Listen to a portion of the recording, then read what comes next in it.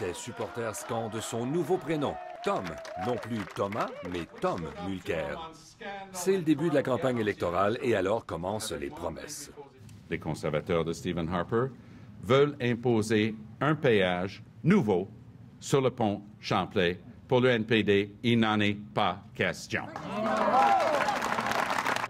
C'est sur ce même Mont-Royal, il y a 8 ans, que Thomas Mulcair a annoncé sa conversion au NPD fédéral, lui qui avait toujours été un libéral provincial.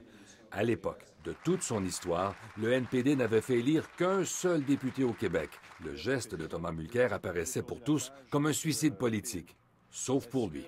C'était facile pour moi de conclure que le Parti néo-démocrate représentait ces mêmes valeurs que je crois partager avec beaucoup de Canadiens. Contre toute attente, Thomas Mulcair s'est fait élire dans Outremont.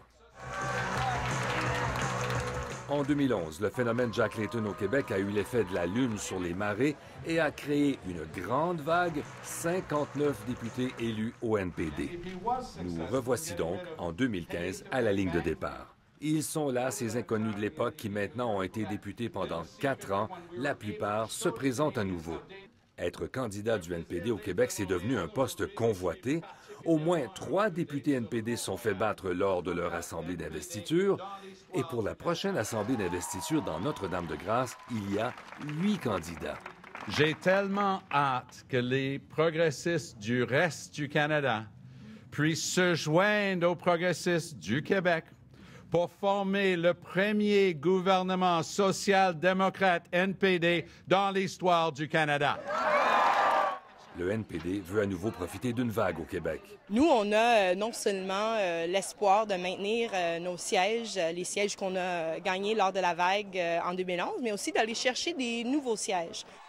Des vagues au Québec, il y en a eu plusieurs. En 80, les libéraux ont fait élire 74 députés. En 84, les conservateurs en ont fait élire 58. Et en 93, les bloquistes en ont fait élire 54. Et d'expérience, tous ces partis vous diront qu'après la vague vient le ressac. Mais quand? Ici Maxence Bilodeau, Radio-Canada, Montréal.